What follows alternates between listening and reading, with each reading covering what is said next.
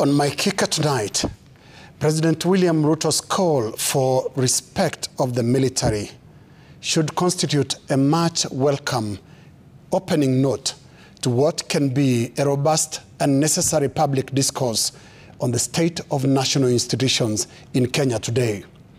This is what the president said in his speech at the Kenya Military Academy in Lanet, Nakuru on Wednesday. Our military men and women are the anchor for our stability, the insurance for our development, and therefore we must be sensitive and keep off matters military in random talk. My administration and myself as Commander-in-Chief will defend by all means possible our military as they guarantee our stability and our development.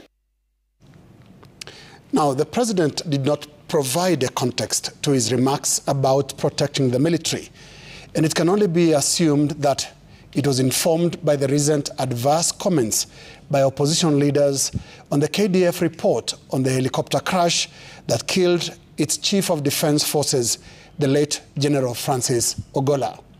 It can also be assumed that it was a response to the recent public backlash suffered by the current Chief of Defense Forces, General Charles Kahariri, when he waded into the politics around the Ruto must go slogan.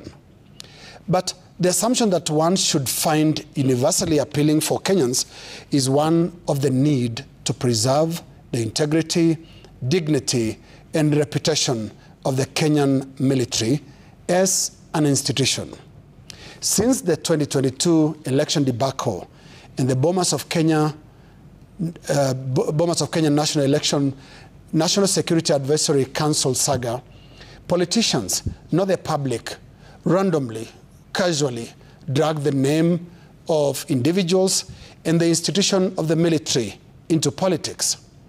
Some of those moments have been so undignifying that we'd rather not revisit, except to set the record straight that it is the politicians that dragged the military name into politics. Now, away from the military, the oath of office binds the president to quote, obey, preserve, protect, and defend the Constitution of Kenya, and to protect and uphold the sovereignty, integrity, and dignity of the people of Kenya. So help me God. So the president's duty to protect is by Constitution extremely broad. This duty extends to institutions provided for under the Constitution of Kenya 2010. Article 206 of the Constitution, for example, establishes the Consolidated Fund, the account into which all money raised or received on behalf of the national government shall be paid. It should be extremely disturbing for a majority of Kenyans to wake up to revelations that some 6 billion shillings collected for the national government in the electronic travel authorization charged on visitors entering Kenya ended up in Swiss accounts, and that onward remissions to the national governments was never clear. Then comes the more troubling and deliberate culture of sidestepping the Consolidated Fund that was started under the Uhuru administration. In 2014, the Uhuru administration borrowed about $2 billion, the equivalent of 174 billion shillings, Eurobond loan. The loans landed not in the Consolidated Fund, but in offshore accounts. The then Auditor General had a rabbit chase of his life, trying to trail the path of the loan down to the Consolidated Fund.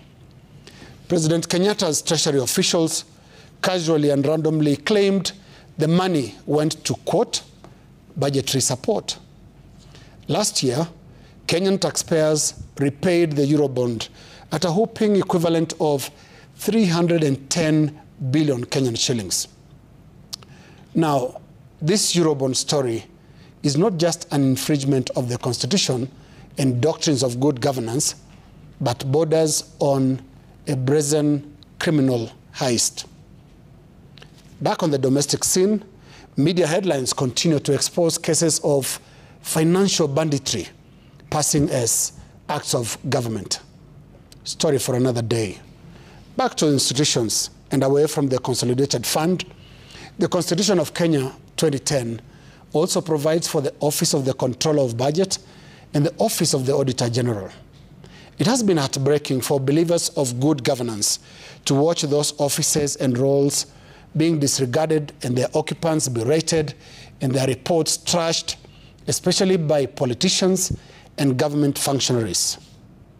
Then there is the judiciary. Let's not go there. For stability and development, the Constitution contemplates the totality of public institutions working towards that common goal. That is why, for stability and development, the presidential protection ring must extend beyond the military to other institutions, but principally to the Constitution, in aggregate as spelled out by the oath of office. That is my kicker.